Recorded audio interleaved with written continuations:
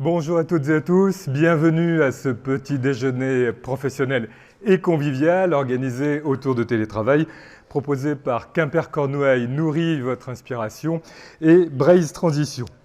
Le télétravail s'est imposé, il avait parfois été préparé en amont, souvent il a été mis en place un peu dans l'urgence, quoi qu'il en soit, il est là et bien là. Est-ce qu'il y a un impact évidemment pour nos organisations, ce qui demande de la réorganisation notamment au niveau des managers? Eh bien c'est l'objet de cette rencontre d'aujourd'hui. Nous aurons tout d'abord une conférence avec Isabelle Barthes, qui est professeure des universités, spécialiste des questions de management, qui va pendant environ 25 minutes nous faire dresser le tableau aujourd'hui du télétravail. Et puis des témoignages d'entreprises cornouaillaises, le groupe ENAF, représenté par Christelle Agenot, sa DRH, Implicite, qui proposera une autre version du télétravail avec Nicolas Thomas, et ENAG, Henri Le Gallet, qui sera également présent par la vidéo pour nous relater son expérience dans ces deux entreprises du télétravail. Et puis nous aurons un temps d'échange où vous pourrez intervenir, poser des questions et apporter vos commentaires. Je vous propose tout de suite de parler bonnes pratiques managériales, comment tirer parti de la mise en place du télétravail dans vos organisations. Isabelle Barthes, je vous invite à vous rapprocher. Vous êtes donc professeure des universités, chercheuse en sciences du management à l'Université de Strasbourg et votre expertise porte sur les innovations managériales, la conduite du changement et la RSE. Et c'est à vous, vous pouvez tomber le masque le temps de cette conférence. Merci de... C'est bon? On m'entend? Alors, vous entend-on? M'entend-on? Oui, c'est bon? Il semble que oui. Alors, merci de votre accueil, merci de m'avoir invité donc à ce sujet, pour ce sujet très actuel, je dirais très brûlant, puisque vous avez tous entendu dans les médias récemment, très récemment, que le recours et le retour au télétravail risquaient de s'amplifier. Alors, on va voir que ce n'est pas simple, mais que ça participe en effet à des transitions. Transition énergétique, on en parlera très peu, ce n'est pas ma spécialité, transition numérique, même si quelquefois elle est imposée, puis transition sociétale, et on va essayer d'en parler ensemble. Donc j'ai une présentation qui devrait démarrer, même si elle a eu du mal à être téléchargée. Messieurs de la régie, on peut... Elle démarre. Merci. Alors il y avait une belle houle, parce que j'avais pensé à la Bretagne, mais bon, l'animation n'a pas lieu. Donc vous voyez que j'ai mis que c'est un levier pour réussir les transitions dans les entreprises. Alors c'était le titre en Cornouailles, mais je dirais que c'est partout. Je ne suis pas du tout spécialiste de la Cornouaille. Et j'ai enlevé le point d'interrogation parce que je veux absolument vous démontrer que oui, c'est un levier intéressant de transition. Alors je commencerai par l'idée que le télétravail, il faut le voir comme une innovation managériale. Alors je vous montre une petite pyramide qui est très connue quand on enseigne le management, mais même quand on le pratique. C'est Hamel qui a mis ça en place et qui explique qu'en fait, toutes les innovations sont copiables. Les innovations procédés, les innovations produits, les innovations stratégiques. Tout est copiable. C'est d'ailleurs ce qu'on fait quand on fait du benchmarking et qu'on regarde les bonnes pratiques. Il y en a une qui est distinctive et qui fait que votre entreprise sera complètement différente, c'est l'innovation managériale. C'est-à-dire tout ce qui va toucher les hommes et les femmes, parce que les hommes et les femmes, ils ne sont pas transférables, ils ne sont pas copiables. Ce qu'on va appeler le climat, ce qu'on va appeler l'ambiance, ce qu'on va appeler aussi le style de management. Et c'est comme ça que vous pouvez avoir une entreprise avec une réputation, vous savez que la réputation maintenant c'est extrêmement important, une attractivité, une envie d'aller travailler chez vous qui peut être très distinctive. Le deuxième point, c'est que le télétravail, c'est de l'attractivité pour les salariés.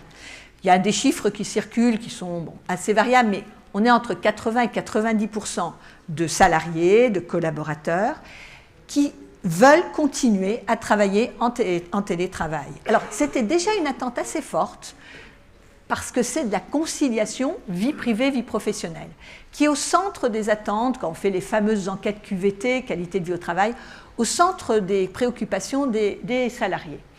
C'est aussi moins de fatigue, et donc une belle transition énergétique parce qu'on va moins circuler, particulièrement dans les zones rurales avec des problématiques de véhicules, de voitures, mais aussi, moi je vois, j'ai dirigé une école dans le centre de Paris, j'avais des collaborateurs qui avaient 2 heures matin et soir avec ce qu'on appelle en plus des ruptures intermodales, c'est-à-dire il faut prendre la voiture pour aller au parking, il faut prendre le train de banlieue, puis après il faut prendre le métro. On arrive, on est déjà épuisé, puis on repart, on n'a qu'une envie, c'est se coucher. Et quand on a une vie de famille, c'est quand même très compliqué. C'est aussi, et c'est intéressant, une meilleure conciliation pour les doubles carrières. Vous savez qu'il y a de plus en plus de couples séparés, avec quand même la problématique de la garde d'enfants partagée, et ces couples se remarient. Et on arrive à double carrière, triple carrière, quelquefois quadruple carrière. Et le télétravail peut permettre une mobilité à l'un des 2, 3, 4 par an, de façon à concilier en effet ces gardes d'enfants partagées, cette vie de famille reconstituée. Et puis, c'est beaucoup moins de subi et plus de choisi. Et là, l'innovation, c'est de travailler en mode Atawadak. Alors, Atawadak, c'est un fameux acronyme américain-anglais, c'est Anytime, Anyway, Any Device, Any Content. C'est-à-dire qu'en fonction du contenu de mon travail, je peux choisir une modalité de communication, Zoom, la bonne vieille réunion en présentiel ou WhatsApp ou le mail, et je vais le faire à l'heure qui me convient le mieux, parce que je suis beaucoup plus efficace à 22 heures le soir ou à 5 heures du matin qu'aux heures de bureau, et dans un endroit qui me convient. Ça peut être un tiers-lieu, mon domicile ou l'entreprise. Et ce mode Atawadak, il faut le garder en tête parce que c'est le nomadisme professionnel, pour ceux qui le peuvent bien sûr, et c'est de plus en plus ce qu'empruntent nos étudiants, donc les jeunes salariés que vous allez accueillir dans les années à venir. Par contre, j'en parlais avec un des élus, il ne faut pas voir le télétravail comme une transposition du mode managérial présentiel. Il faut voir une réinvention. On va être obligé de parler d'un New Deal managérial.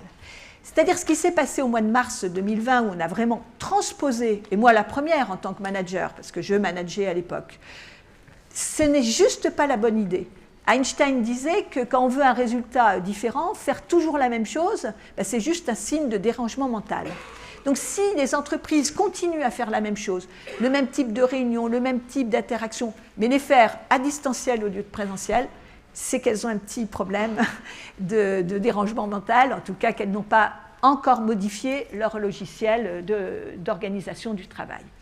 On passe donc à une logique d'activité. Et ça, on va le voir, c'est très important, parce que nos représentations du travail vont exploser, et c'est vraiment cette idée de réinvention qu'il faut explorer. Alors, quelques chiffres pas très lisibles, et j'en suis désolée. Au plus fort de la crise, 40% seulement des salariés étaient en télétravail. Actuellement, on parle de 25-30% des métiers qui peuvent être en télétravail. C'est vrai qu'être aide-soignant ou aide-soignante, serveur dans un restaurant ou toutes sortes éboueur par exemple, ça ne se fait pas à travers un écran d'ordinateur. Donc on est quand même aussi limité à un certain nombre de fonctions, même si on voit déjà des témoignages où avec un peu de créativité, on arrive à aménager des zones de conciliation sur des métiers où ce n'était juste pas possible. Donc ça, c'est intéressant de voir aussi ce qu'on peut explorer de nouveau. En avril 2021, 28% des salariés étaient en télétravail à 2 à 4 jours par semaine. En juillet 2021, il y avait quand même 38% des salariés dans des entreprises où on n'autorisait pas le télétravail. Et ça rejoint un chiffre qui dit que 39% des employeurs ont peur que les travailleurs ne soient pas efficaces. On a donc des managers qui sont assez réticents. On est aussi à peu près à 40%. Comme le disait un manager une fois, dans télétravail, il y a télé. Et il voyait son collaborateur étalé sur un canapé en train de regarder la télé. Bon, moi aussi, ça m'est arrivé de faire des réunions en tendant mon linge ou en faisant complètement autre chose. Et c'est vrai que ça peut être une difficulté qu'il va falloir gérer. Donc, c'est plutôt des cadres, 53% chez les cadres, 26% chez les actifs, avec aussi des impacts sur la santé psychologique. 26% des salariés estiment avoir donc des impacts sur leur santé psychologique et la difficulté à travailler à distance. Voilà. Mais il y a quand même eu un fait nouveau, c'est que la moitié des télétravailleurs n'avaient jamais travaillé à domicile avant la crise. Et donc, quelque chose qui était déjà très présent dans les pays du Nord, parce que les pays du Nord s'y sont mis assez tôt, et du coup, c'est bien documenté, n'arrivait pas à percer en France. Voilà, donc il y a quand même 18 millions d'emplois sur 27 millions, je l'ai dit, qui sont incompatibles avec le télétravail, sauf de bonnes sources de créativité. Alors, je vais aller vite sur ce slide, mais qui est intéressant. C'est une enquête à GRH BCG de juin 2020 qui pose la question à des DRH des priorités dans le modèle d'entreprise post-crise. D'accord ? Alors, on va avoir des questions comme est-ce que c'est important de donner du sens et motiver, de faire monter en compétence les membres de votre équipe, etc. On va voir est-ce que c'est important de fixer des objectifs clairs et atteignables pour chacun. Des questions assez basiques en management. Ce qui est très intéressant, c'est qu'en juin 2020, après la crise, après le grand confinement, il y a des écarts, mais énormes, entre les priorités de ces DRH par rapport à l'enquête qui était la même un an avant. Vous voyez, on passe de 42% sur le souci de monter en compétences des équipes à 95%. On passe de savoir déléguer, c'était 16%, on passe à 90%. Piloter, communiquer sur les aspects financiers et administratifs, qui étaient à 7%, ce n'était pas une priorité, passe à 73%. Donc il y a eu une vraie prise de conscience des DRH, et donc plus généralement des managers, sur la nécessité d'évoluer dans la façon dont on travaille. Alors on m'a demandé de parler des territoires. Donc j'ai été regarder un petit peu ce qui s'écrivait, je ne suis pas une spécialiste des territoires, mais j'ai quand même regardé, il n'y a pas tant d'enquêtes récentes. C'est un sujet qui date plutôt des années 90, avec des enquêtes documentées par la DATAR, par exemple, qui sont assez intéressantes, mais bon, qui ont 30 ans maintenant. Alors, ce qu'on peut dire quand même, c'est qu'il y a une préférence maintenant des Français, toutes les enquêtes le montrent, pour la ville moyenne en tant que cadre de vie. Donc, une enquête du Boson Project, 43% des gens veulent vivre dans une ville moyenne, seulement 20% dans une grande ville. Et puis, 82% des Français trouvent qu'on trouve tout dans la ville moyenne. Voilà, donc on a cette tendance forte. Une deuxième tendance forte, c'est ce qu'on appelle la ville du quart d'heure ou la zone rurale du quart d'heure. C'est-à-dire qu'on vous fait la promesse qu'en 15 minutes à pied en ville ou en 15 minutes de voiture dans une zone rurale, vous trouvez tout ce dont vous avez besoin.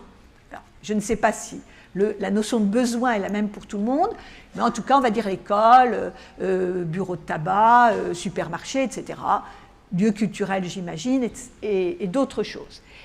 La condition, ça va être de créer un écosystème suffisant. Parce qu'on en parlait tout à l'heure, on est sur des représentations. La zone rurale, c'est du silence. Eh bien, il y a le bruit des tracteurs. Ça sent l'eau. Bon, ben non, il y a peut-être l'odeur des engrais. La représentation de la ville aussi, hein, la ville moyenne, tout est simple et il y a toutes les facilités. Mais peut-être que ce n'est pas si bien équipé, par exemple, en animation culturelle. Donc, il va falloir savoir créer pour la zone d'accueil des écosystèmes. Alors comment ? Ce qu'on voit dans les enquêtes, c'est toujours beaucoup travaillé en aménagement du territoire et sur marque des métropoles à un moment donné, et les idées restent les mêmes. Il faut être en pool d'entreprises. C'est-à-dire qu'il faut que les entreprises travaillent ensemble. Elles ne sont pas concurrentes, elles sont au mieux en coopétition, et il faut qu'elles se voient comme des alliés sur un sujet pareil. Ce sont des acteurs économiques de la région. Il faut aussi réfléchir à un alignement stratégique entre la région et la ville principale. Vous voyez, moi j'ai travaillé beaucoup en Alsace. Le jour où on a lancé la marque Alsace, eh bien, il y avait la marque Europtimiste de Strasbourg qui sortait.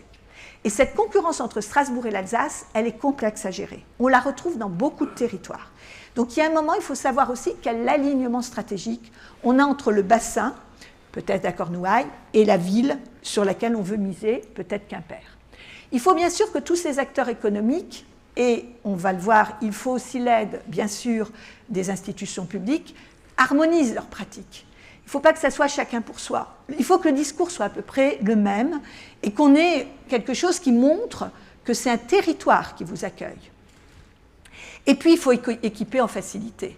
Comme le disait, on a plein de personnes qui, pendant le confinement, auraient rêvé d'être dans leur maison de campagne. Et bien, s'il n'y a pas de 3G, 4G, 5G, c'est juste pas possible de faire du télétravail. Et de la même façon, si on veut concilier sa vie privée, vie professionnelle, il faut qu'il y ait des écoles. Ça, c'est un sujet de longue date. J'ai travaillé un moment avec Apo. Apo, quand le pétrole s'est installé il y a très longtemps, tous les cadres d'entreprise, à l'époque c'était Elf, ont demandé qu'il y ait une école de commerce et de l'enseignement supérieur. parce que c'est très bien d'avoir la petite école, le collège, voire le lycée, mais quand on commence à parler d'enseignement supérieur et qu'il faut partir à des centaines, des dizaines de kilomètres, toutes les enquêtes montrent aussi que c'est un frein pour aller vers l'enseignement supérieur. Les potentialités du télétravail en France ont été calculées. Alors, c'est des enquêtes qui progressent, alors, avec des méthodologies très complexes sur des données de la sécurité sociale, sur des données de l'immobilier, sur des données assez complexes, et vous pourriez retrouver ces Bergeau et Ré 2020 qui l'ont documenté. Bon, alors, je vous laisse regarder. Plus c'est foncé, plus la potentialité de télétravail est forte. Vous voyez qu'il y a des territoires qui sont quand même beaucoup plus clairs. Je pense que vous en faites partie. Et que, voilà, il y a certainement un chemin à parcourir. Mais pour le moment, on voit bien que la concentration la plus forte est sur la région parisienne. Donc, vous vous rappelez l'histoire du TGV. On pariait sur le TGV pour décentraliser la France. Qu'est-ce qui s'est passé? Ça a été au contraire une recentralisation très forte. Donc, il y a certainement aussi une réflexion à avoir sur ma capacité à piloter de la décentralisation et à ne pas subir une recentralisation. Parce qu'on peut très bien imaginer des jeunes urbains ou des personnes qui sont très heureuses dans la région parisienne et qui travailleraient pour des entreprises à l'extérieur, en province, mais sans presque y mettre les pieds, ou en tout cas sans dépenser, sans avoir d'impact économique sur la région. Alors, la question de la productivité en télétravail. On est sur des hypothèses, mais qui avancent aussi à force. C'est comme le vaccin. Plus on télétravaille, plus on a des informations. La productivité, je vous rappelle, c'est la mesure de la valeur ajoutée d'une entreprise pour une quantité de travail et de capital donné. Alors, tout ce qui va être positif pour augmenter la productivité, ça va être la satisfaction des télétravailleurs, qui sont donc plus engagés, et qui peut-être savent mieux travailler de façon plus autonome, plus efficace. Et puis ça va être l'accélération de la numérisation. On était tous incompétents en Zoom, en Teams, etc., ou en outils de toutes sortes. On est devenus des pros de tous ces outils qui améliorent la productivité. Ce qui va peser sur ce qui va aussi améliorer la productivité, c'est ce qui vient en moins, c'est-à-dire le coût des transports, le temps de transport, qui ne va pas peser de la même façon, moins de fatigue, moins de distraction aussi, parce qu'il y a beaucoup de perturbations en présentiel. Hein, et ça, il faut y réfléchir aussi. Quand on rentre 3 fois dans le bureau d'un collègue en lui demandant où il en est, ou 4 fois dans le bureau de la personne qui vous a demandé un dossier pour avoir des précisions, en télétravail, c'est beaucoup moins compliqué. Et puis la petite cigarette, et puis le petit café. Bon, ça a été aussi, il y a eu des études de fait sur, on va dire, 7 heures de travail. Il y en a beaucoup qui sont... Alors, c'est toute la chance et la socialisation de l'informel, hein, qui est quelque chose de très, très attendu par beaucoup de personnes. Mais là, je parle de productivité, c'est quand même un tout petit peu moins. Alors, c'est peut-être indirectement productif, mais moins impactant. Et puis, vous avez aussi, alors ça compte beaucoup, moins de mètres carrés, qui compte pour beaucoup, évidemment, dans le coût des dépenses des entreprises. Alors, une étude récente montre même, alors elle va sortir, mais j'ai pu en lire quelques extraits, qu'il y aurait un effet de 0,6% de productivité à chaque fois qu'on augmente de 1 point de pourcentage le nombre de télétravailleurs dans une entreprise. Alors, quand on fait tourner la simulation, j'ai pris un exemple qui est donné dans l'enquête, si vous avez 30% de salariés en télétravail un jour par semaine, donc nouveau, vous augmenteriez votre productivité d'après cette étude de 8%, pour les raisons que j'ai évoquées. Mais il n'y a pas de formule magique. Et on est sur ce qu'on appelle le U inversé. Donc vous voyez la formule. À gauche, 0 télétravail. À droite, 100% de télétravail. Donc on voit ce qu'ont vu les pays scandinaves, ce qu'ont vu beaucoup d'entreprises d'ailleurs qui s'y sont mis ou qui connaissaient déjà le télétravail. C'est l'hybridation qui marche très bien. 2 jours, 3 jours par semaine en télétravail. C'est là où vous êtes au top de la courbe. Tout le télétravail disparaît, toute cette socialisation, et puis pas du tout, c'est un petit peu moins c'est plus de transport, c'est plus de distraction, etc. Alors il va falloir apprendre à travailler ce qu'on appelle en mode phygital. Alors le phygital, c'est un mot facile, c'est physique et digital. On parlait beaucoup en marketing de click and mortar quand les sites marchands sont arrivés parmi nous, et c'est très simple, vous êtes tous des spécialistes du phygital. Vous achetez des chaussures ou un livre à 2 heures du matin sur un site internet, vous allez les regarder en magasin le lendemain, enfin vous les choisissez sur internet, vous allez les regarder le lendemain en magasin, il n'y a pas la bonne couleur, il n'y a pas le bon modèle, vous retournez sur internet. Voilà, le digital, c'est passé du clic au mortar, au mortier, au béton. Et le consommateur sait faire depuis à peu près 20 ans. Le salarié, il a encore du mal, et le manager peut-être plus encore. Et c'est vrai que c'est ce management vers lequel il faut savoir aller. Et les spécialistes du marketing vous disent c'est un management qu'il faut avoir sans couture, seamless. Ça veut dire qu'il ne faut pas qu'il y ait de messages, il ne faut pas qu'il y ait d'intention, il ne faut pas qu'il y ait de postures différentes entre ce qui se passe à distance, en digital, et ce qui se passe en physique, en présentiel. Donc il y a vraiment un apprentissage de ce management en mode digital. Alors ça veut dire qu'on passe par des innovations de structure. Vous avez peut-être vu par exemple que Airbnb a 3 pages qui expliquent comment rendre son appartement qu'on loue traditionnellement pour des vacances, des loisirs, en mode télétravail. Parce que des personnes, des salariés, des consultants font du nomadisme et ont envie de changer de lieu de vie. Vous pouvez avoir des lieux prestigieux, des châteaux, des très belles demeures, vous en avez certainement dans la région, deviennent des hubs de télétravail, des bureaux de transition dans les banlieues parisiennes par exemple, ou des modalités d'organisation à domicile comme cette petite cabane de jardin qui a été conçue pour ça, enfin, oui. Et puis ou des petites, des inventions qui permettent, alors qu'on n'a pas forcément les mètres carrés, de s'isoler. Parce que ça, c'est aussi un vrai sujet pour les entreprises. Comment équiper mes salariés de façon à ce qu'ils ne soient pas en train de camper dans leur cuisine avec une chaise de camping.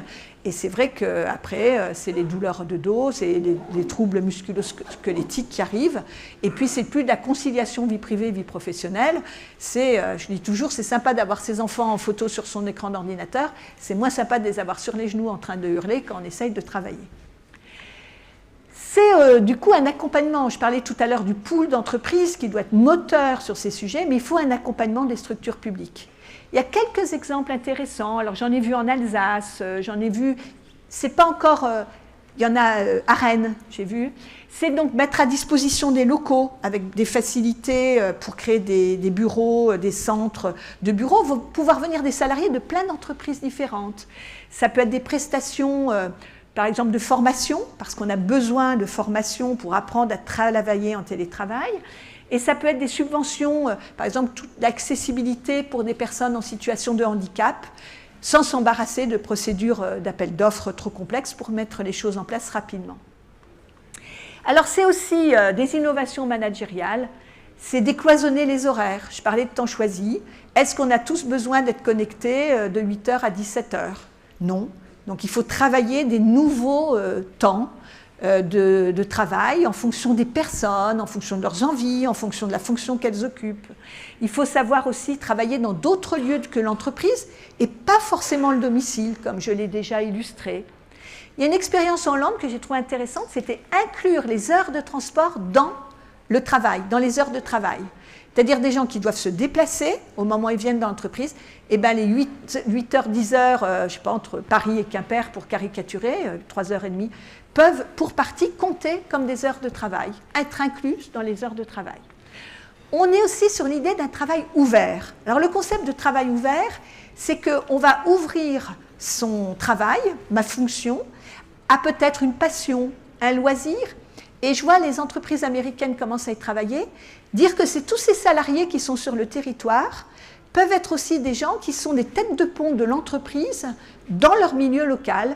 Alors, ça peut être peut-être trouver des nouveaux clients, des nouveaux fournisseurs, mais essaimer localement, par rapport à des projets personnels aussi, dans leur lieu d'habitation, qui n'est par définition, du coup, pas le lieu de l'entreprise, du siège.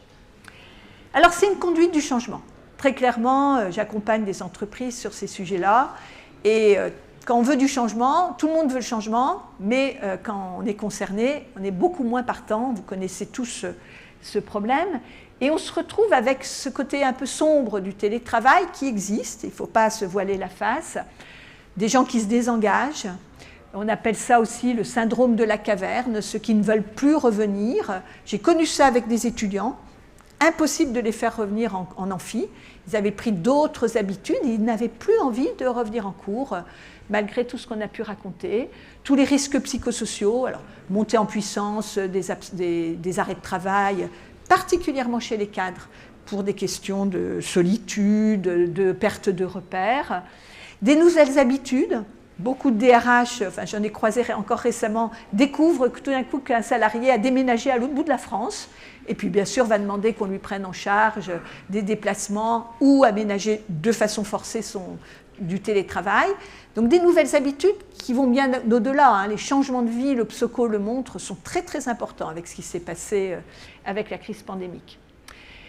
L'épuisement de l'imaginaire, faute d'interaction, donc tout ce côté informel, qui est une évidence quand on est ensemble, mais qui disparaît complètement quand on est Zoom, WhatsApp, etc. Et c'est vrai que l'entreprise, c'est aussi tout ce ciment. C'est qu'est-ce qui fait une entreprise? C'est travailler ensemble, mais c'est bien au-delà de la fiche de mission et du travail prescrit. Alors on voit aussi une remontée de l'affectif. Beaucoup de DRH me disent, mais on me parle de trucs, mais je n'aurais jamais pensé qu'on m'en parlerait. Parce qu'à force d'être à la fois, d'amener le travail chez soi, on ramène le chez-soi sur les modalités de travail. C'était déjà une tendance, mais elle se renforce et elle peut poser problème. Des montées en puissance de conflits de rôle, c'est-à-dire si ce n'est pas bien fait, qu'il n'y a pas ces petits ajustements qu'on a en présentiel, les gens sont ce qu'on appelle dans l'ambiguïté de rôle. On n'a pas suffisamment défini leur projet, leur fiche de mission, leurs objectifs, et du coup ils sont paumés. Et ça, c'est de la souffrance, très souvent, parce qu'ils doivent réinventer sans cesse ce qu'ils sont censés faire. Et c'est vrai que la notion de conflit de rôle, on sait, pèse beaucoup sur la productivité, sur la performance au travail. Et si ce n'est pas bien mené, elle s'aggrave largement en distanciel. Et puis, il y a gérer de nouvelles iniquités. Ceux qui peuvent avoir du télétravail, qui sont souvent considérés comme des privilégiés, et ceux qui ne peuvent pas. Et là, il y a vraiment une réflexion à mener pour savoir comment s'organiser pour qu'il n'y ait pas ce sentiment d'injustice profonde et le risque de recentralisation dont je parlais. Donc une conduite du changement, je ne vais pas vous faire un cours, c'est toujours très intéressant d'y réfléchir, mais c'est de se dire pourquoi je le ferais, moi collaborateur ou moi manager, pourquoi je mettrais en place un mode hybride ou du télétravail dans l'entreprise. Comment travailler avec les résistances, les peurs, les nouvelles façons de faire qui sont toujours le corollaire du changement. Est-ce que c'est là pour durer? Alors là, la réponse est compliquée parce que on fait le yo-yo. Allez, on se met en télétravail, on abandonne, on revient. Mais j'ai l'impression, et je crois que tout le monde le pense, il n'y aura pas d'effet retour. Il y a un effet cliquet évident sur ce sujet-là, et je crois qu'on ne fera pas rentrer de dentifrice dans le tube, contrairement peut-être à l'espérance de certains managers. Beaucoup communiquer et donner les moyens. Et les moyens, c'est de la formation. Et il faut voir, et ça c'est un sujet de fond, il faut voir la formation non pas comme un coût, mais comme un investissement immatériel. Alors c'est vrai de tout temps, mais là il y a urgence. Parce que savoir travailler à distance, je pense qu'il y aura des témoignages, ça s'apprend. Savoir manager à distance, ça s'apprend. Alors je vais terminer en disant que bien sûr il faut passer de l'individuel au collectif. Donc embarquer, quand on est manager, voilà, tout son équipage, et que les vents peuvent être contraires, mais bon, avoir un cap, et avec l'image du chef d'orchestre, savoir faire circuler la musique, c'est-à-dire qu'on n'a pas besoin de gens tous champions, mais on a besoin de gens qui savent jouer ensemble. Ça, c'est le fondement de l'organisation. Donc, quelque part, c'est changer les codes mentaux. C'est changer les codes mentaux, c'est accepter de voir la représentation d'une entreprise autrement. Alors, on peut avoir cette représentation de l'entreprise comme un hub. Voilà, je dis parler de flux de personnes, flux d'idées, flux de services, et ne plus l'avoir comme un lieu clos, un château fort avec un dedans et un dehors. C'était déjà très vrai, mais alors là, ça s'est accéléré. Et puis, on est dans la disparition de l'unité de lieu, de temps, d'action. On travaille à d'autres moments, on travaille dans d'autres lieux, et c'est vrai qu'il y a un enjeu très important à ce que l'action soit le plus synchronisée possible. Donc, travailler sur sa mission, je reviens sur le Golden Circle de Niek, Quelle est la mission de l'entreprise? Quelle sera mon entreprise dans 5 ans? Quelles sont mes valeurs, qui sont autant de repères? Je crois qu'il faut savoir commencer par ça. C'est le moment de planter ce questionnement pour travailler, pour réinventer ce management amphigital. En utilisant tous les leviers classiques du management, bien sûr le pilotage, on va garder les objectifs, les indicateurs, mais aussi savoir communiquer, je l'ai dit, savoir toiletter et ne pas résister aux millefeuilles, vous savez, des mémos, voilà, savoir, c'est de nouvelles modalités, on en oublie d'autres et on n'empile pas, on ne fait pas plus de choses, on fait mieux. Et pour moi, au centre de ce sujet, c'est la synchronisation. Parce que vous comprenez bien qu'avec des personnes qui sont un peu partout, qui peuvent même vivre sur des fuseaux horaires différents, parce que rien ne nous interdit du coup d'avoir un télétravail avec des pays très éloignés, eh bien il faut synchroniser les gens. Et ça passe par des réunions, des rendez-vous, souvent distanciels, mais aussi présentiels, où on va remettre le tempo des personnes, ceux qui sont trop lents, ceux qui vont trop vite, ceux qui ne comprennent pas, ceux qui veulent avancer. Voilà. On va faire passer mes messages. Et la synchronisation est au centre vraiment du changement vers le télétravail. Alors il faut accepter de savoir désapprendre. Je parlais de toilettage. On nous a beaucoup dit il faut apprendre à apprendre. Je pense qu'il faut aussi apprendre à désapprendre. C'est-à-dire il faut oublier ces représentations d'une entreprise telle qu'on la vivait pour aller vers autre chose. Ça veut dire qu'il faut aussi accepter de se laisser surprendre. J'ai vu beaucoup de choses très intéressantes. Simplement interroger les personnes de la base, interroger ces personnes qui passent en télétravail et qui ont des idées souvent très intéressantes, très innovantes sur de nouvelles façons de faire. Et souvent, on ne les écoute pas. Accepter les échecs, le fameux fail better, échouer mieux. Voilà. Accepter que l'échec n'est pas une faute, mais que c'est une façon d'apprendre, que c'est la voie de l'apprentissage. Et c'est vrai qu'en France, on a une culture où on n'aime pas l'échec. Je crois qu'il faut être beaucoup plus pragmatique et être dans ce qu'on appelle le test and learn. Et bien, c'est 3 jours, 2 jours, ben, ça sera peut-être 2 jours, 3 jours. Voilà, on adapte, on trouve des modalités et on ne pense pas qu'il y a une clé magique de l'organisation du management en télétravail. Et puis parier sur des valeurs durables.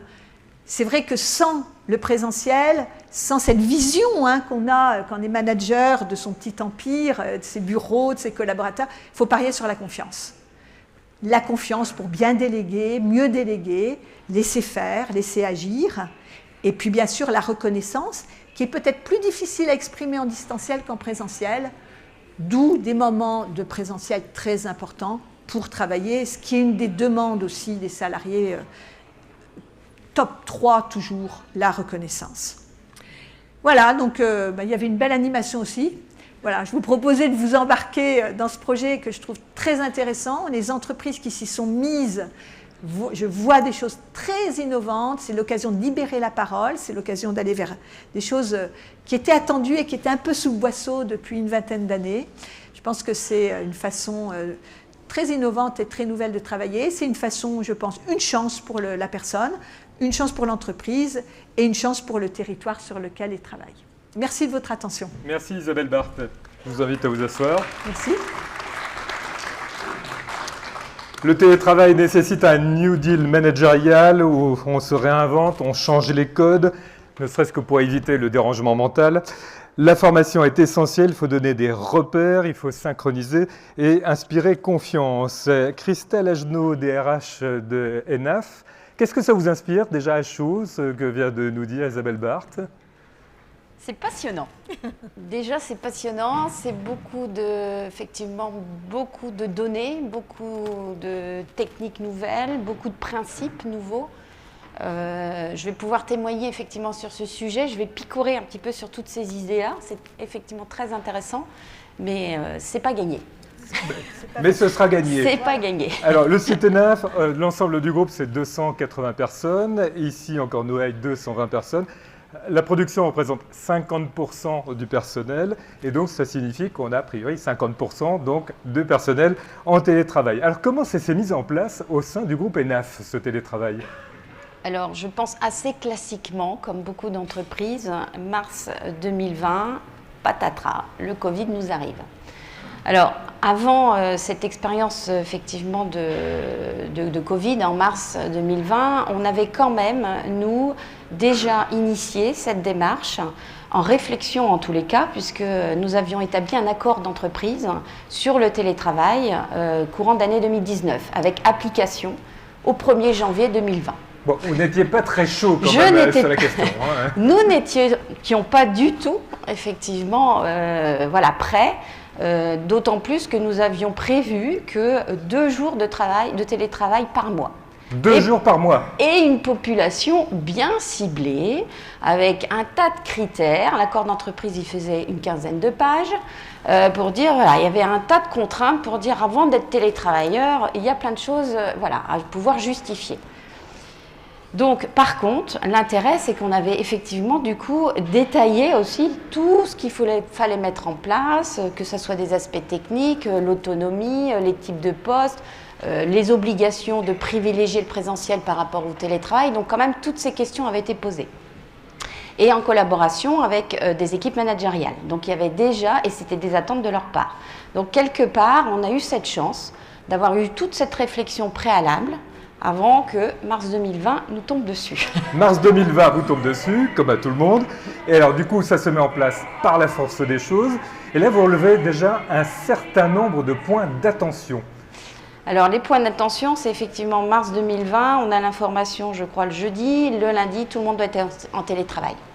Donc effectivement, les premiers points, c'est que ça a été fait déjà de façon extraordinaire, dans le sens où d'un point de vue matériel, ça s'est fait dans la précipitation, mais vraiment de façon très rapide, et on a eu ce qu'il fallait. Dès la semaine d'après, tout le monde avait effectivement son matériel, avait prévu quelque part un peu ces aspects-là, donc on était prêt d'un point de vue matériel.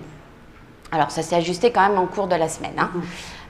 Ensuite, effectivement, la question des réunions, des points, on va dire, rituels de communication, ça a été la première des choses à être mis en place quelque part, en disant, nous, on avait tout un système effectivement de communication déjà visuelle sur le terrain, des réunions physiques, et là, tout est éclaté. On se dit, mon équipe, je ne la vois plus, comment on fait?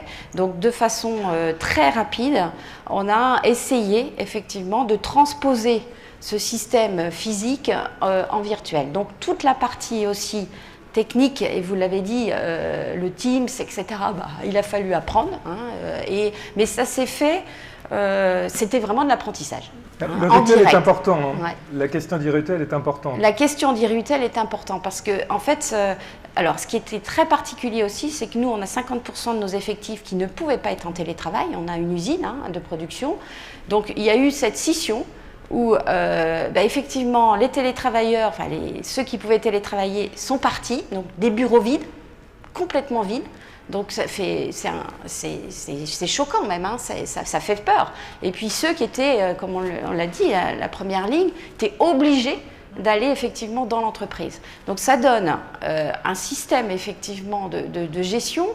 Et cette notion d'inéquité, hein, on a eu des réactions d'ouvriers qui venaient nous voir en disant « mais c'est pas normal, nous on prend les risques, on va dans l'usine, on va travailler et puis les télétravailleurs ils sont tranquilles, ils sont chez eux et il n'y a aucun risque ». Donc il a fallu gérer aussi toute cette dichotomie de gestion, de sécurité sanitaire, c'était fou. Au contraire, c'était faux. Il a aussi fallu former les managers. Alors, la formation des managers, elle a été faite. Alors, effectivement, je suis donc la DRH aujourd'hui du groupe. On peut reconnaître, et je pense que mes confrères diront la même chose, la fonction RH a été vraiment en première ligne dans les entreprises. On a été le QG de crise, il faut être clair.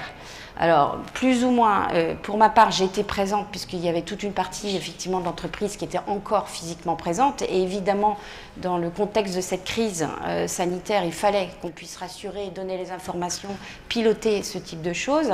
Mais il a fallu aussi compter sur les managers pour dire à un moment donné, c'est à vous de prendre aussi le relais. Je ne peux plus, moi, en tant que DRH, être en relation avec une quarantaine déjà de managers vous-même, mais en plus derrière l'ensemble de vos salariés. Donc il a fallu les rassembler, leur dire voilà, on passait à autre chose. Je ne savais pas combien de temps ça allait durer, je ne savais pas comment on allait faire, mais il fallait qu'on le fasse. Et il fallait faire avec des outils. Et il fallait faire avec des outils, avec de l'accompagnement, avec des situations individuelles à gérer de plus en plus. Alors vous avez parlé effectivement des aspects psychosociaux. C'est arrivé pas tout de suite. Faut être clair, il a fallu un peu de temps. On a vécu dans un monde, dans un contexte quand même très compliqué. Mais j'ai envie de dire quelques mois après quand même, on a vu ces symptômes-là, cette gestion individuelle. Et ce que je vais peut-être, pas contredire, mais opposer un petit peu avec votre vision de gérer le collectif. En fait, pour moi, il y a eu cette gestion effectivement collective, mais dans une gestion dans un contexte de crise sanitaire qui est particulière, c'est une gestion de crise. Mais à l'inverse, pour moi, le manager, il a dû gérer beaucoup plus l'individuel. Je suis d'accord.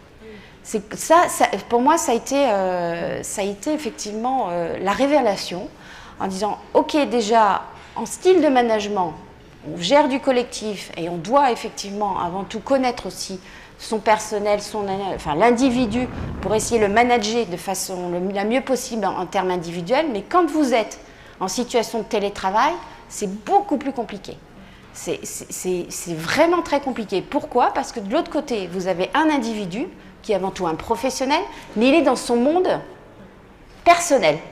Donc là, vous êtes, vous, manager, où vous avez la situation personnelle qui est présente, les enfants qui passent, les animaux, la cuisine qui est terminée. Donc vous rentrez dans la vie individuelle, personnelle, privée de la personne, tout en ayant une posture dans le domaine professionnel. Et ça, c'est pour moi la vraie difficulté aujourd'hui de cette gestion en tant que manager. C'est que l'individuel est complètement imbriqué dans le côté collectif et il y a vraiment ces deux dimensions. Il faut savoir gérer et le côté individuel, encore de façon bien plus prégnante que quand on est dans une situation d'entreprise dans le collectif, parce que effectivement, il y a toute la notion du non-verbal, la communication non-verbale, toutes ces choses-là, quand vous êtes en présentiel, ça se gère, on apprend, il y a des techniques par rapport à ça. Mais quand vous êtes derrière un écran, avec la vie privée derrière qui se passe, et puis effectivement le collectif aussi à gérer, ça c'est complètement nouveau. Donc quand Isabelle Barthes parle de réinvention du management, on y est. C'est complètement ça. Donc quand on a pris conscience effectivement de ces difficultés, alors moi j'ai pris conscience directement puisque les managers partageaient tout ça. En disant, mais moi j'y arrive plus, entre la personne qui d'ailleurs n'a plus envie de revenir, celle que j'ai du mal à connecter, celle que j'ai du mal à faire participer collectivement à des réunions en Teams, comment fait-on? Donc là, on s'est dit, bon, il n'y a pas photo, il va falloir qu'on accompagne tout ça. Il y a de la formation à faire. Donc la formation qu'on a pu faire, c'est sur 2 volets. La formation qu'on a fait, c'est déjà mettre à l'aise chaque individu avec les outils. Donc déjà, l'ensemble des salariés qui étaient en situation de télétravail, il a fallu les accompagner effectivement sur la notion d'utilisation des outils de communication. Et du coup, on a repris aussi le b.a.-ba. Quand est-ce qu'on appelle? Quand est-ce qu'on utilise la visio? Quand est-ce qu'on utilise Outlook? Et comment? Etc. Donc on est reparti déjà de la base de la communication parce que il y en avait plusieurs façons de faire aujourd'hui, elles se sont multipliées. Donc il a fallu effectivement rappeler un peu tous ces principes et faire travailler tout le monde sur ces choses-là. Aujourd'hui, le télétravail, c'est devenu un mode de fonctionnement normal pour ENAF? Alors on est en décembre 2021. On a eu plusieurs phases. Donc effectivement, mars 2020, j'ai envie de dire à décembre 2020, plutôt quasiment à 100%, avec de plus en plus une demande depuis début 2021 à ce qu'il y ait du retour en présentiel. Ça a été vraiment réclamé. J'ai eu quelques cas où c'était l'inverse. Non, je suis très bien chez moi, j'ai pas envie de revenir. Et puis effectivement, dès qu'on a eu, je ne sais plus combien de confinements, là, c'était en avril, mai, je ne me rappelle plus, en 2021, on s'est dit en juin 2021, on a laissé revenir quand même tranquillement les gens, mais toujours avec cette sécurité sanitaire, puisque les gestes barrières, le fait de déjeuner ensemble, donc on a plutôt freiné en disant non, vous revenez, mais on veut des roulements, on veut s'assurer d'eux, mais c'est les managers qui ont géré ces choses-là par rapport à leurs propres équipes. Et puis effectivement, sur l'été, on a décidé effectivement de laisser effectivement les organisations se réadapter avec un retour au présentiel, mais c'est plutôt nous qui avons demandé à ce qu'il y ait un retour en présentiel tout en gardant une dimension télétravail. Donc en septembre a été donnée effectivement la consigne, ça n'est que des consignes aujourd'hui, de dire on a besoin de vous voir. Donc si on a besoin de vous voir, c'est 3 jours effectivement minimum par semaine. Donc c'est obligé de faire l'inverse. C'est l'inverse, on ne parle plus de télétravail, on dit on a besoin de vous voir. On a besoin de retrouver le collectif. Nous, pour travailler nos organisations, et effectivement, c'est une demande aujourd'hui des managers, et les salariés, naturellement, ont été d'accord. Donc aujourd'hui, je suis en train de finaliser ce qu'on appelle une charte. Alors, je suis partie d'un accord d'entreprise il y a 2 ans qui faisait une quinzaine de pages. Là, j'ai 6 pages d'une charte de travail, de télétravail. C'est effectivement de dire on va vous proposer d'être au maximum, effectivement, 2 jours par semaine en télétravail, sauf circonstances exceptionnelles, reconfinement, etc. Est-ce qu'en termes d'attractivité, vous avez constaté un effet de la mise en place du télétravail? Alors, effectivement, j'ai déjà mes propres collaborateurs, propres salariés. Là, effectivement, pour certains, ça a été... Alors, on les a questionnés, il y a eu beaucoup d'enquêtes, il y a eu de l'écoute sur ces sujets-là. Mais effectivement, en termes d'attractivité, au moins de fidélisation, on y a gagné, ça c'est clair. Des situations, vous l'avez cité aussi, des situations d'événements familiaux, des déménagements, des divorces, etc., des mobilités, ça a permis de garder quand même des salariés qui ont pu peut-être déménager, avoir d'autres situations, mais avec le télétravail ont accepté ces distances supplémentaires du fait de leur vie avant tout personnelle. Et aujourd'hui, je recrute, et quand je recrute, j'ai moi-même tendance à oublier que oui, j'ai du télétravail dans l'entreprise, mais en fait, les candidats me le demandent. Donc aujourd'hui, c'est vraiment révélateur. Moi, c'est dans le fonctionnement maintenant dans notre organisation effectivement de travail, mais aujourd'hui, effectivement, les candidats le demandent. Qu'en est-il des conditions de télétravail ? Un autre point également, c'est qu'on a, donc dans le groupe, on a des filiales qui ne sont pas effectivement autour de Quimper, qui sont plutôt autour de Rennes. Et on a pu, sur certains projets, embaucher effectivement des personnes qui donc ne travaillent pas du tout sur le site donc à Poudrezic, mais sont situées soit à Rennes, soit j'en ai même du côté sur Nantes, qui donc ne mettent quasiment jamais les pieds aujourd'hui dans l'entreprise, et c'est des modes effectivement que du coup on accepte largement. Et effectivement, au préalable, en 2019, même si on avait poussé un peu cette démarche-là, et j'avais poussé cette démarche-là, puisque la direction, Loïc Henaf ne m'en voudra pas, mais n'était absolument pas favorable sur ce sujet, effectivement, aujourd'hui, on ne reviendrait pas en arrière. Nous allons voir un deuxième témoignage d'entreprise avec Henri Le Gallet, qui dirige 2 entreprises dans le territoire cornouaillais, Enag et Christec. Il va nous dire comment il a mis en place le télétravail, massif évidemment, lors des premiers confinements, comment cela s'organise. Donc avec ce témoignage tout de suite en vidéo d'Henri Le Gallet.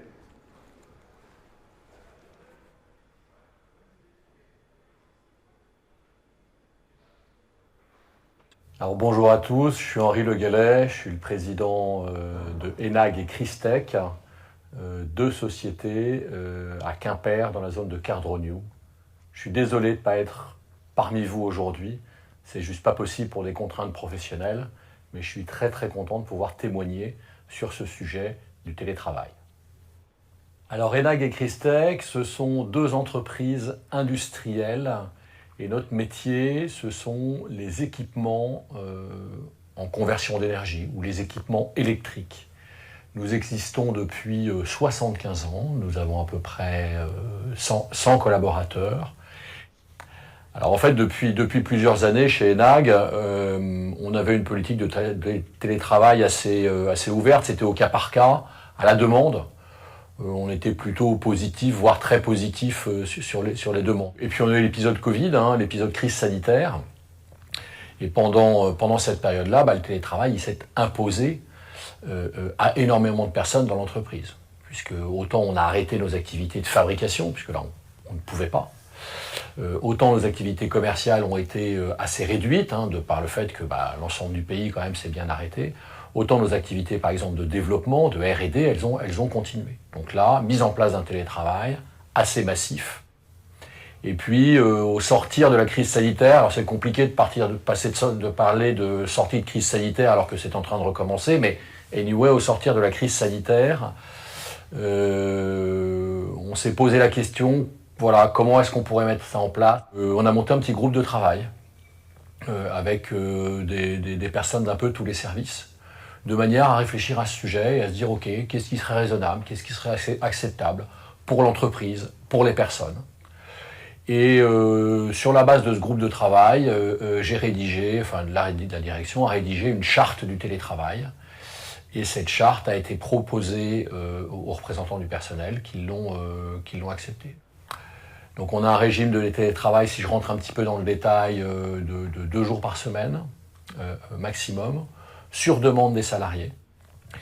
Et il y a un certain nombre de critères, il faut bien entendu que le poste le permette, mais il y a un critère essentiel qui est l'autonomie. Il faut que la personne soit outillée pour travailler efficacement en télétravail.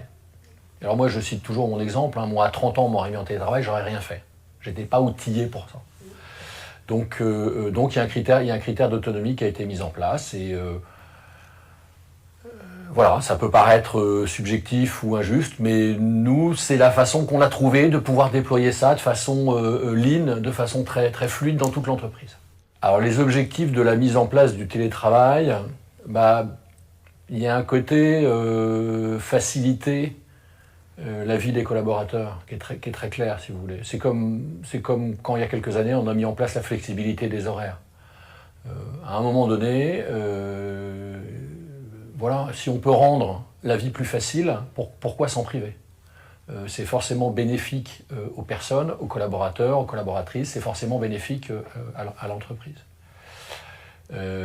C'est clairement un argument d'attractivité, mais ça fait partie d'une politique générale de management. Dans notre entreprise, on marche beaucoup à la responsabilisation et la confiance. Et si vous voulez, vous ne pouvez pas marcher à la responsabilisation et la confiance et refuser le télétravail. Donc autant mettre en place quelque chose qui soit transparent, qui soit bénéfique à tout le monde, qui simplifie les gens, qui parfois même augmente la productivité. On a constaté des phénomènes extrêmement intéressants à ce titre d'augmentation de productivité ou d'efficacité pour telle ou telle personne liée aux conditions de travail. Alors les fonctions qui sont concernées par le télétravail, eh bien, c'est toutes les personnes qui ne sont pas en contact direct avec un produit. Donc toutes les personnes qui, entre guillemets, sont dans les bureaux. Toutes les personnes qui travaillent principalement avec leur ordinateur et leur téléphone, qu'elles soient en liaison en interne ou en liaison avec des clients. C'est vrai que ça bénéficie à une bonne cinquantaine de personnes dans l'entreprise. Et donc je complète en disant une bonne cinquantaine de personnes, cadres et non cadres. Ce n'est pas un critère pour, entre guillemets, avoir droit au télétravail. Le sujet, il n'est pas là. Le sujet, il est, encore une fois, dans le job, le contenu du job, qu'est-ce qu'on a à faire, est-ce qu'on peut le faire de chez soi, il est dans l'envie de la personne de travailler de chez elle, et puis il est dans l'autonomie qu'a la personne pour effectuer ce job. C'est une bonne question de se poser la question du bilan du télétravail. D'abord, clairement, en termes d'attractivité, c'est quelque chose qu'on mentionne à chaque entretien d'embauche. Et clairement, ça envoie un signal extrêmement fort aux candidats. Quand on dit, vous savez, on a mis en place de la flexibilité des horaires, on a mis en place le télétravail, c'est un signal extrêmement fort, c'est parfaitement cohérent avec ce qu'on défend, hein, la responsabilisation, l'autonomie, la confiance et l'engagement. Quand on a eu cette période de télétravail généralisée lors du Covid, là on a un bilan plutôt négatif. Ça a été très très compliqué, notamment pour les managers. Aujourd'hui, dans l'entreprise, je pense qu'on a entre 10 et 20 personnes qui font régulièrement du télétravail. Voilà, avec qui ça se passe extrêmement bien. Maintenant, il faut toujours rester vigilant sur ces sujets-là. Voilà. Mais globalement, un bilan plutôt positif pour l'entreprise. Globalement, un bilan positif. Voilà pour ce témoignage d'Henri Le Gallais. Autre témoignage, celui de Nicolas Thomas. Vous êtes directeur technique de Implicit, société qui travaille sur les data, sur la mesure d'audience sur Internet. Jeune société qui a 1 an et demi. Vous êtes 5 personnes dans l'entreprise. Et alors vous, ça a été le télétravail dès le début. Pourquoi ? Bonjour à tous. 5 personnes, ça fait bien petit par rapport à la taille de société qu'on a vue. Mon expérience est basée sur l'autre société qu'on avait aussi créée avec mon associé et aussi un poste où je gérais des équipes qui étaient à New York, à Londres et surtout à Quimper, où vous voyez, c'est télétravail et tout ça était à distance. Effectivement, nous, ça a été naturel depuis longtemps. J'ai envie de dire que mon associé et moi, on aime notre liberté et on aime travailler d'où on veut, quand on veut, quelque part, et pourquoi pas l'appliquer aux autres. D'accord ? C'est aussi simple que ça. Donc dans le contrat de travail, il n'y a pas de mention du lieu de travail. On a une contrainte législative, il est marqué dans le contrat de travail, vous pouvez travailler partout où c'est compatible avec le RGPD, c'est-à-dire l'Union européenne ou tous les pays qui ont un accord. Parce qu'on a quand même des contraintes législatives. Le reste, c'est où vous voulez, quand vous voulez. Où vous voulez, ça peut être où ? Alors ça peut être évidemment chez vous, ça peut être dans un lieu de travail commun si vous en avez, ça peut être en famille, vous vous déplacez, c'est quand même plus simple de prendre la voiture le jeudi que le vendredi dans les bouchons, vous travaillez comme ça un peu, ou j'ai eu l'exemple il n'y a pas longtemps, quelqu'un qui cherchait un logement, il est parti avec son camping-car et sa famille, pendant que son épouse conduisait, il travaillait. Moi ça me va. Si je peux avoir un bout de ce temps de tous ces gens qui sont très bons, je préfère ça que pas du tout. Et pourquoi ? Pourquoi est-ce que vous avez choisi ce mode de fonctionnement-là ? Il est plus efficace ? Il y a autre chose ? Les gens sont plus heureux. Ils s'installent où ils veulent. Là où ils s'installent, c'est le meilleur endroit du monde pour eux. Et ça peut dépendre de la saison, plein de choses comme ça. Donc à partir du moment où les gens sont heureux et équilibrés entre leur vie personnelle et vie professionnelle, ils travaillent très bien. Est-ce que ça permet d'attirer des candidats ? Ah, clairement, ça permet d'attirer, ça permet, comme on l'a entendu tout à l'heure, dans des situations personnelles qui changent, ça permet de les garder, de les fidéliser, mais clairement, oui, les attirer. Alors, comment on organise le temps de travail dans des conditions comme celle-là ? Alors, une règle forte, qui vous allez voir n'est pas si contraignante, c'est que tous les jours, on se fait une réunion d'1 quart d'heure. Voilà. C'est une synchronisation, c'est tous les jours, c'est à la même heure, c'est pas tôt, c'est à 9h45, comme ça tout le monde a le droit de faire comme il veut. Il y en a qui vont dire ok, je fais la réunion et ensuite je m'habille et après je vais au travail à 11h, ou d'autres qui vont commencer plus tôt et c'est presque au milieu de leur journée. Mais pendant ce quart d'heure, on va dire ce qu'on a fait la veille, ce qu'on va faire dans le jour, on synchronise, on échange, et à partir de là, c'est ah bah tiens, on va se parler après, on se fait une réunion, voilà. Christelle Lagenot nous parlait tout à l'heure de l'importance des rituels. Ça, pour vous aussi, c'est essentiel, le rituel. Oui, ce rituel-là, complètement. Autrement, vous pensez que ça ne pourrait pas fonctionner aussi efficacement ? Non, il faut de la communication, de l'échange, prendre la température. C'est ce qui remplace bien d'autres choses en physique qui sont la machine à café, comment tu vas ? Tiens, il a une sale tête, il a mal dormi, ah oui, ses enfants sont malades, ou il y a autre chose, ou quelqu'un qui est en train de dire oui, ça va, ça fait déjà 2 jours qu'il nous dit oui, je suis là-dessus, je suis un peu bloqué, hop, on va le débloquer. Tous ces moments courts mais précieux, oui, permettent de se resynchroniser. Alors, vous avez choisi votre équipe parce que tout le monde ne peut pas travailler comme ça. On choisit, on fait ce qu'on veut. On fait du télétravail ou pas. D'accord, on peut travailler aussi en présentiel avec vous à Quimper. Le télétravail, c'est juste un outil, c'est une possibilité et on peut le faire tous les jours et voir son équipe une fois tous les 3 mois ou tous les 6 mois, ou être tous les jours au travail, et puis ça change la semaine suivante, c'est pas important. Mais est-ce qu'il n'y a pas un risque avec votre équipe comme ça à distance en télétravail qu'on travaille trop, qu'on ne s'impose plus de limites ? C'est presque un travers qu'on a constaté, c'est que les gens passionnés, responsabilisés, qui ont vraiment envie de bien faire, vont effectivement trop travailler. Et que faites-vous alors ? Je les mets dehors. Comment ça, vous les mettre dehors ? On a des outils de chat et je vais leur dire d'arrêter de prendre, de couper, de prendre un bol d'air ou de les pousser pour qu'ils disent bah, tiens, ça fait longtemps que tu n'as pas pris un long week-end. Voilà. Et ils vous écoutent ? Ah bah, bien sûr. Bah oui, évidemment, c'est de la confiance. Non, mais c'est de la confiance. Et puis ils vont dire oui, c'est vrai, tu as raison.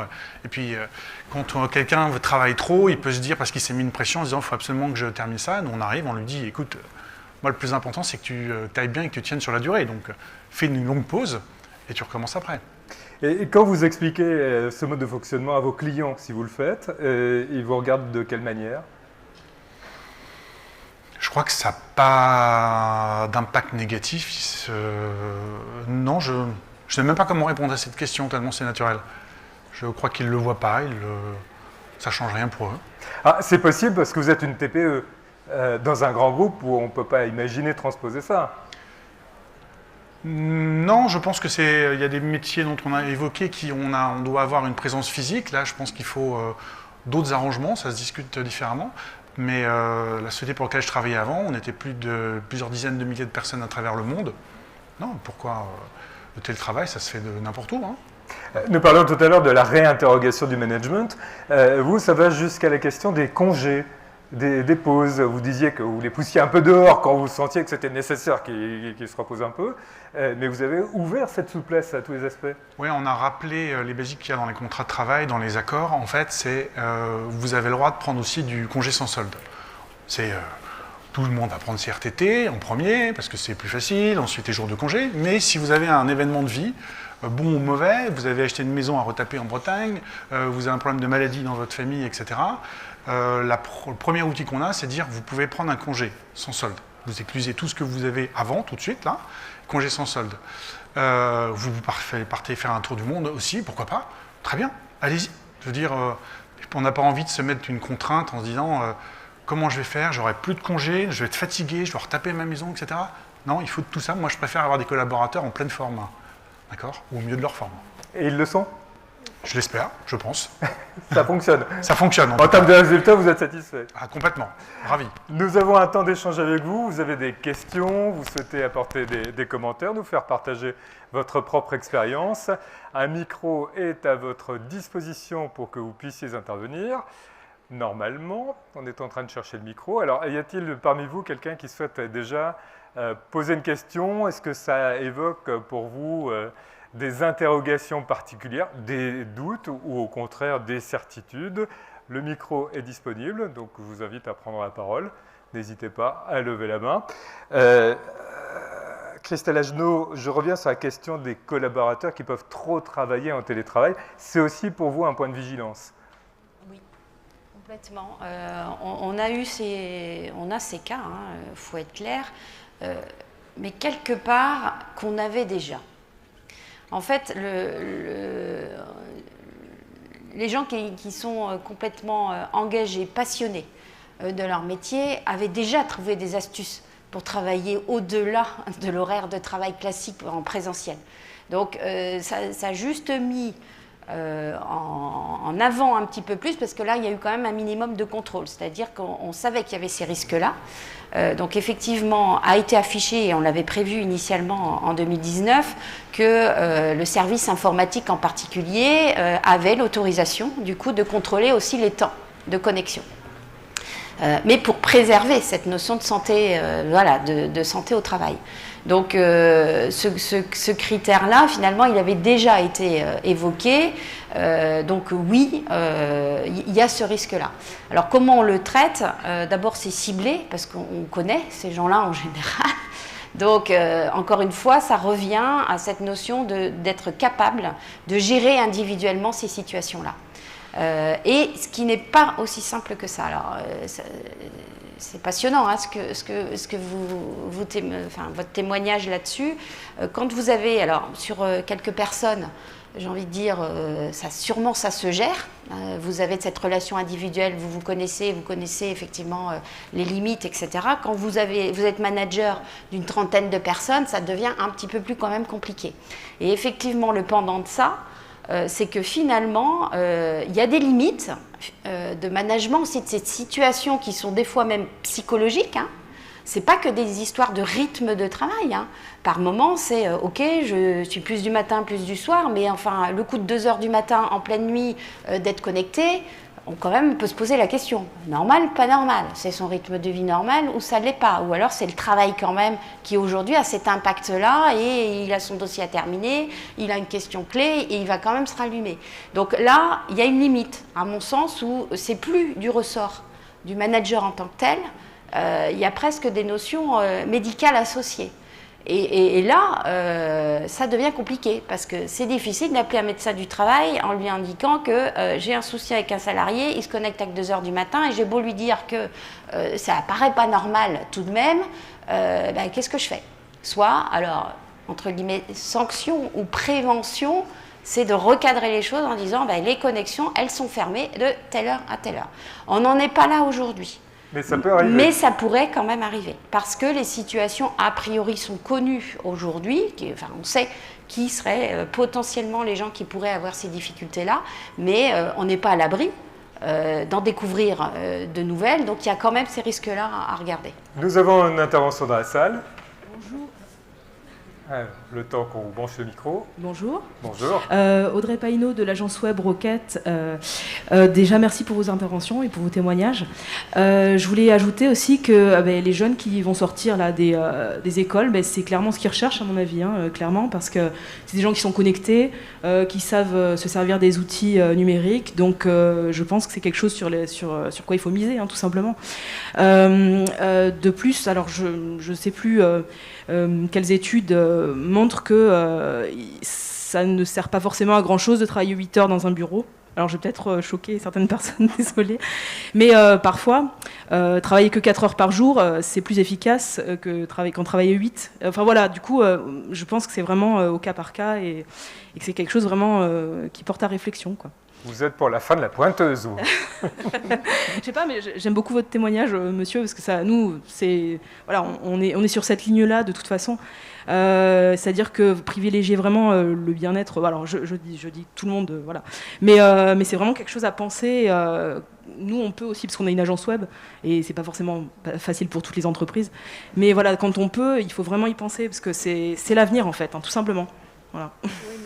c'est l'avenir. Isabelle Barthes. Alors, moi, je vois beaucoup d'étudiants, et c'est vrai, vous avez raison, ils sont déjà en mode numérique. Alors après, je crois que ce qui est intéressant des témoignages, c'est la variabilité des métiers. On ne travaille pas dans le numérique tout à fait de la même façon que quand on est au contrôle de gestion, à la RRH. Donc il faut accepter aussi cette variabilité des individus, leur appétence ou pas, et puis des métiers.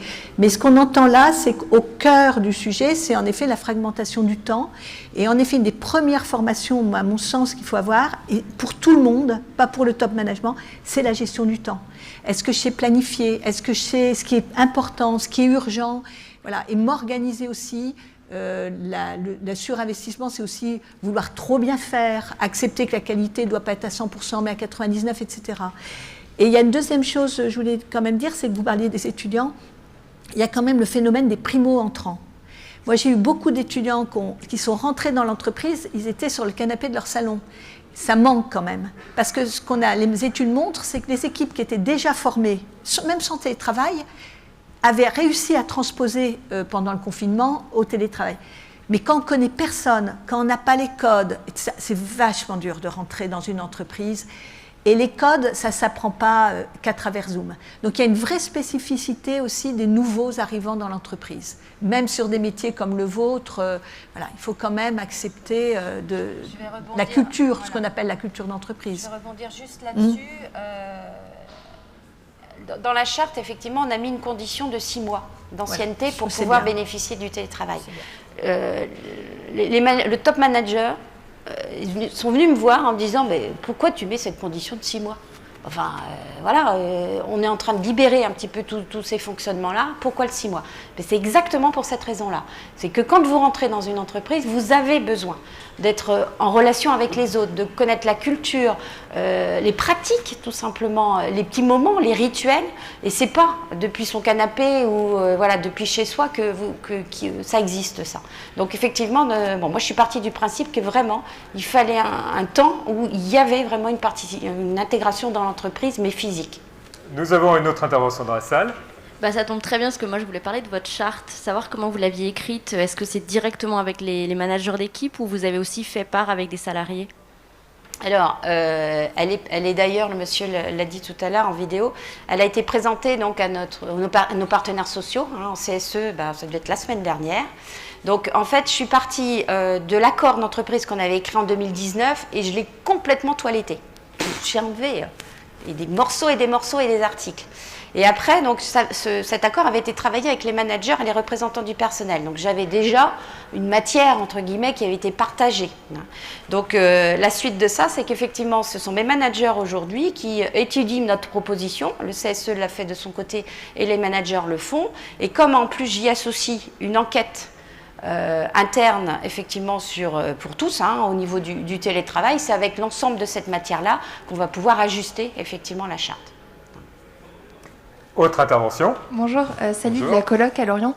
Moi j'avais une question pour vous, Christelle, par rapport aux salariés qui étaient sur site, qui ne pouvaient pas faire de télétravail et à peut-être ces petits problèmes de relations qu'il pouvait y avoir ou d'injustice qu'ils pouvaient sentir.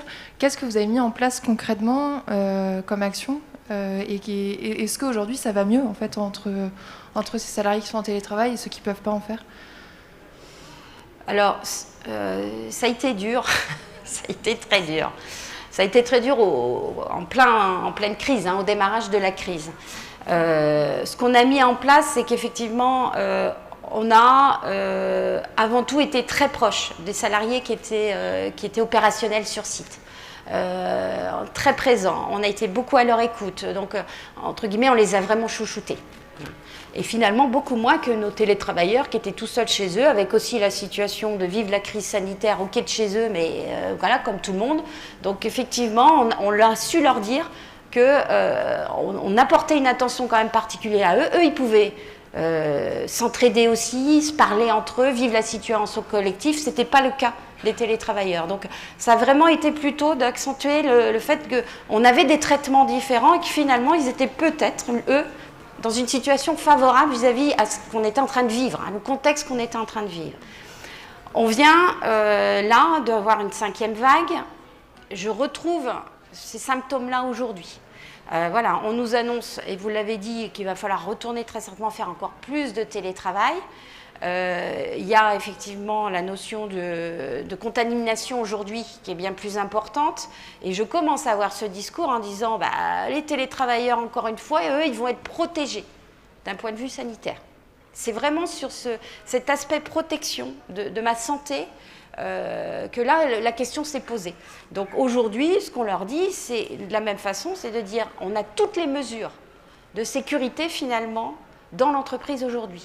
On est peut-être même dans l'endroit peut-être le plus en sécurité par rapport au fait que vous allez côtoyer, les gens en télétravail vont aller faire les courses, côtoyer d'autres gens, etc. au niveau privé. Donc ce discours-là, c'est celui-là qu'on tient aujourd'hui en disant, voilà, ok, il y en a qui sont peut-être protégés d'après vous en étant en télétravail, mais peut-être finalement pas tant que ça, parce que vous, finalement, on a tout le cadre, on essaye de sécuriser un maximum, effectivement, les conditions dans l'entreprise. Et il y a des entreprises qui ont mis des primes à ceux qui restaient. Alors, ça a été le cas. Il y a des phénomènes de jalousie quand les télétravailleurs sont revenus parce qu'ils perdaient. Alors, ils avaient les locaux pour eux, ils avaient des primes. Et moi, j'ai vu ça dans un laboratoire pharmaceutique, c'était presque le contraire. Ils ne voyaient pas revenir les télétravailleurs d'un bon œil. Enfin, de toute façon, les cols blancs, cols bleus, ça a toujours été. On exacerbe des phénomènes qui étaient latents sur beaucoup de sujets. En fait, c'est plus un zoom ou un effet grossissant des fois que... Mais il faut le prendre aussi avec beaucoup de précaution. Et en fait, c'est avant tout une histoire de communication. Bien sûr. Alors, toute dernière intervention dans la salle, monsieur. Oui, bonjour. Bonjour. Nicolas Le Maréchal, société Kéris. Donc on est éditeur de logiciels. On est 99% de nos effectifs peuvent télétravailler parce que dans le numérique, je voudrais juste apporter une petite nuance ou une petite réflexion sur la notion de productivité qu'on m'a remontée, ou d'efficacité, entre l'efficacité individuelle et l'efficacité collective. On m'a toujours remonté, je suis plus efficace tout seul en télétravail chez moi parce que je suis moins dérangé. Par contre, je pense être moins au service de mes salariés, surtout peut-être des personnes nouvelles dans l'entreprise qui ont besoin de l'expertise des autres. Donc je me pose la question de cette productivité collective. Et l'autre réflexion, c'est sur la notion de travail collectif, de co-construction, lorsqu'on a plusieurs services qui doivent travailler ensemble. Sur la notion de flexibilité des horaires, je suis plus sceptique. Lorsqu'on a besoin de différents services, de travailler ensemble, de ne pas mettre de règles au niveau des horaires, c'est plus complexe. Voilà. Isabelle Barthes, un commentaire? Oui, oui, non, alors la variabilité que vous signalez, elle existe, et derrière les statistiques que j'ai montrées, il y a tous les écarts, hein, ça c'est bien connu, mais c'est vrai que ça demande, ce qu'on disait, une réinvention. Est-ce qu'il faut faire autant de réunions qu'on avait l'habitude d'en faire entre services? Ça demande vraiment de replanter le décor, et en effet avoir des troncs communs, par exemple d'horaires, alors qui peuvent être plus ou moins importants. Moi je vois, le jour j'étais avec une entreprise, ils avaient décidé qu'il fallait être connecté entre 10h et 15h. Et le reste du temps, c'est un peu ce que vous disiez, les personnes faisaient un peu ce qu'elles voulaient, parce que c'était le temps des réunions, c'était le temps des rendez-vous. Mais je crois que ce qui est intéressant aussi, c'est qu'on réinvente en partenariat et en discutant, et on se rend compte qu'il y a plein d'habitudes qui étaient des mauvaises habitudes, et qu'on peut faire des choses différentes et plus intelligemment. Alors l'efficacité à productivité, c'est pour convaincre aussi. Ce n'est pas toujours non plus ce qu'on recherche de façon principale. Vous parliez du bien-être. Je pense que ça fait partie aussi beaucoup des nouvelles façons d'aborder le travail, hein, dans l'ère qui arrive. Nous arrivons au terme de nos échanges. Isabelle Barthes, on entend bien que la réussite du télétravail passe par une stratégie aussi bien dans l'entreprise qu'à l'échelle d'un territoire. Ah oui, oui, clairement. Enfin, cette réflexion, c'est très intéressant de voir que la notion d'écosystème, dont on parle beaucoup, c'est-à-dire l'entreprise ouverte sur son environnement, eh bien, c'est encore plus visible maintenant avec le fait que les travailleurs ne sont plus dans... alors, il y avait un vieux bouquin qui s'appelait « Du château au réseau », un livre de Bouttera, mais c'est ça, quoi. C'est plus les murs, c'est vraiment, je disais, la fin de l'unité d'action, l'unité de temps et l'unité de lieu, mais ça ne veut pas dire qu'on ne fait pas ensemble, il faut réinventer les collectifs. Et enfin, moi, je trouve que c'est un défi passionnant. J'ai beaucoup managé et je trouve que c'est un défi passionnant. Et il y a des exemples là, très intéressants parce qu'ils sont complètement contraires. Je trouve ça bien. Merci à toutes et à tous de votre participation. Les échanges peuvent continuer naturellement pendant ce petit déjeuner ici au parc de Quimper. C'est un petit déjeuner qui marquait d'ailleurs le début de Braze Transition, 2 jours de rencontres autour des différentes transitions avec des conférences, des ateliers, des rencontres et des stands. Merci à toutes et à tous et bon télétravail.